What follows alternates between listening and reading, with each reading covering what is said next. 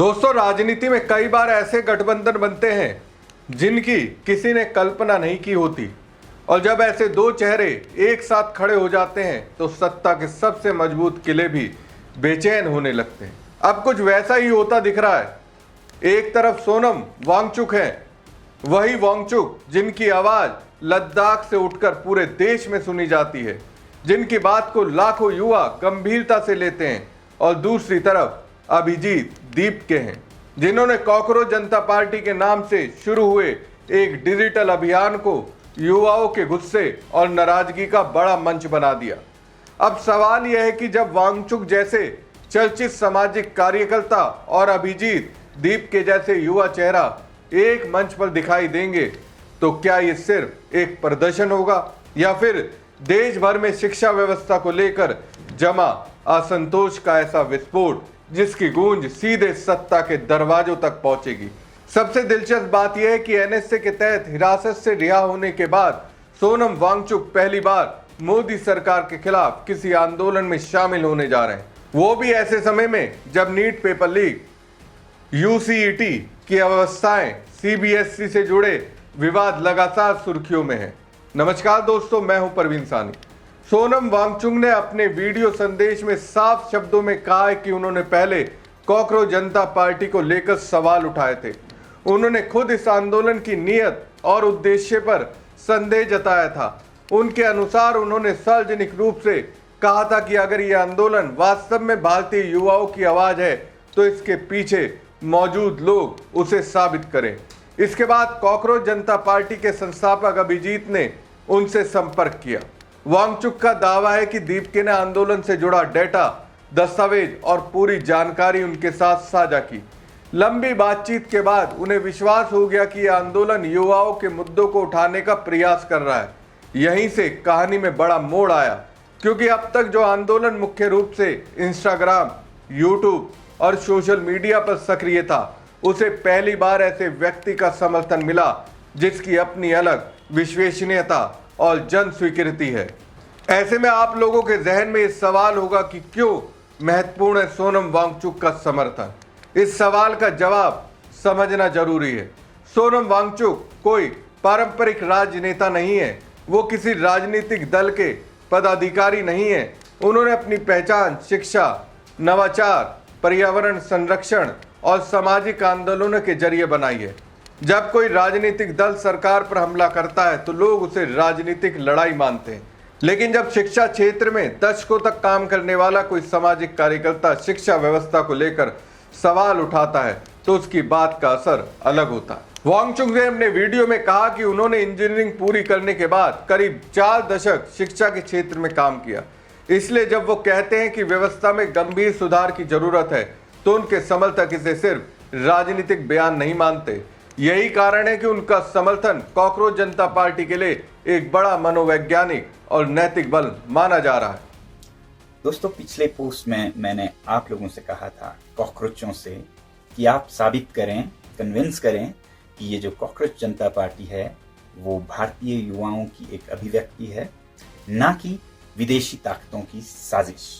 तो इसके बाद आप लोगों में से बहुतों ने कमेंट्स में इसके बारे में लिखा है, और दीपके जी ने मुझसे राब्ता कायम की, मेरी उनसे बात हुई और उन्होंने ये डेटा मेरे साथ शेयर किया जो अभी मैं आपके साथ बांट रहा हूँ। और उनसे बात करके मुझे वैसे भी लगा कि इनका कोई गलत मंशा नहीं है, बहुत ही देश प्रेमी हैं, बल्कि एक कुर्बानी, एक सेक्रीफाइस कर रहे हैं देश को सुधारने के लिए।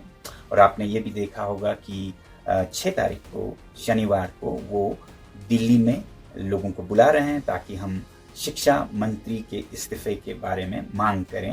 अब उनका और आप लोगों का कारण तो नीट के पेपर्स या सीयूईटी और सीबीएसई के इम्तिहान हो सकते हैं, मगर मेरे लिए ये और भी बड़ा मुद्दा है। देखिए, पिछले 4 दशकों से मैं शिक्षा के ही क्षेत्र में अपनी जद्दोजहद करता रहा हूँ। जैसे ही मैंने इंजीनियरिंग खत्म की, मैं शिक्षा को सुधारने में ही लगा, वो भी सरकारी स्कूलों में, दूर के गांव में। School books teach them, for example, how to make tea and they can easily produce that back in their answer books. You see, first boil the water, then put the tea leaves and put the milk and things, but they can only write that on paper. They cannot make tea. और जब मैं कुछ बदलता नहीं देखता हूं तो मायूस हो जाता हूं, कुछ करने की जरूरत महसूस करता हूं। तो बड़ा मसला है, हो क्या रहा है हमारे शिक्षा के साथ। बहुत अच्छे नीतियां आ रही हैं जिनसे मैं बहुत खुश हूं। नई शिक्षा नीति आप लोगों ने देखा होगा, मगर उस पे अमल कितना हो रहा है, ग्राउंड पर, जमीन पर कितना उतर रहा है, उसे देख के मैं बहुत मायूस होता हूं। उसी तरह आपने देखा होगा विकसित भारत की एक अभियान है, डेवलप्ड इंडिया बाय 2047। अब ये विकसित भारत किसे न पसंद आए, मगर इसकी भी अमल को अगर देखें तो शायद आप मायूस हो जाएं। 2047 में भारत विकसित होगा कि नहीं, ये देखना है तो मेरे पास एक जादू का नुस्खा है। मैं मिला देता हूं आपको विकसित भारत के 2047 के कर्ता धर्ताओं से। उनकी हालत देखिए और आप बताइएगा क्या विकसित भारत सच होने वाला है। आइए मैं दिखाता हूं। ये वो बच्चे हैं जो आज प्री प्राइमरी क्लासेस में हैं भारत के गांव में। यही होंगे 25-30 साल के 2047 में, यही चला रहे होंगे भारत को। तो क्या आपको लगता है भारत विकसित होने वाला है अगर ये हालत रही हमारे विद्यालयों की?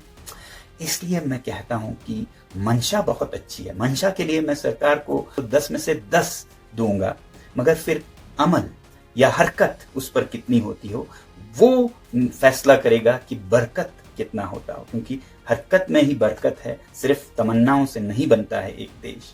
तो इसलिए अगर आप देखें पिछले 3 या 4 शिक्षा मंत्रियों को गूगल कीजिए, देखिए कौन आए, उन्होंने क्या कमाल किया, तो उसे देखकर मुझे नहीं लगता कि विकसित भारत होने वाला है। तो मैं तो इन वजूहात, इन कारणों के लिए शिक्षा मंत्री जी का इस्तीफा चाहता हूं। आपकी बात सही है, नीट के पेपर लीक हुए बहुत बड़ी बात है, इतने लाखों विद्यार्थियों के जिंदगी के साथ खिलवाड़ है, मगर आगे क्या होने वाला है वो सवाल ज्यादा बड़ा है। तो इन सब को सुधारने के लिए मैं आग्रह करूंगा प्रधानमंत्री जी से कि किसी भी स्वाभिमानी देश में, लोकतंत्र में, कोई भी स्वाभिमानी शिक्षा मंत्री ऐसी बात हो, पेपर्स लीक हो और कुछ चल ना रहा हो, तो वो इस्तीफा देंगे, रेजिग्नेशन देंगे।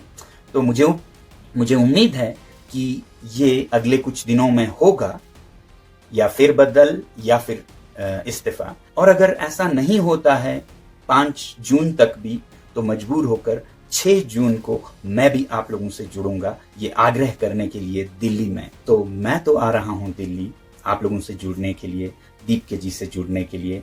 आप भी बताइएगा क्या आप आ रहे हैं। साथियों, मेरा एक नारा रहा है, if not now when, if not us who. अब नहीं तो कब, और हम नहीं तो कौन लाएगा परिवर्तन भारत में। अपने वीडियो में सोनम वांगचुक ने केंद्रीय शिक्षा मंत्री धर्मेंद्र प्रधान पर सीधे सवाल उठाए। उन्होंने कहा कि विकसित भारत 2047 का सपना सुनने में बहुत अच्छा लगता है, लेकिन सिर्फ नारों और घोषणाओं से विकसित भारत नहीं बन सकता। इसके लिए मजबूत शिक्षा व्यवस्था, जवाबदेही, प्रशासन और प्रभावी नीतियों की जरूरत होती है। वांगचुक ने सवाल उठाया कि अगर बार बार परीक्षाओं को लेकर विवाद सामने आ रहे हैं, छात्र परेशान है और व्यवस्था पर सवाल उठ रहे हैं, तो इसकी जवाबदेही कौन लेगा। उन्होंने कहा कि किसी भी लोकतांत्रिक व्यवस्था में जवाबदेही तय होना आवश्यक है, और इसी कारण उन्होंने धर्मेंद्र प्रधान के इस्तीफे की मांग की। नीट, यूईटी और सीबीएसई क्यों बने बड़े मुद्दे? पिछले कुछ वर्षों में देश की कई बड़ी परीक्षाएं विवादों में रही है। नीट परीक्षा को लेकर पेपर लीक और परीक्षा प्रक्रिया पर सवाल उठे। सीयूईटी को लेकर तकनीकी समस्याओं और परीक्षा प्रबंधन की शिकायतें सामने आई। कई छात्रों ने परीक्षा केंद्रों, सिस्टम फेलियर और परिणामों को लेकर नाराजगी जताई।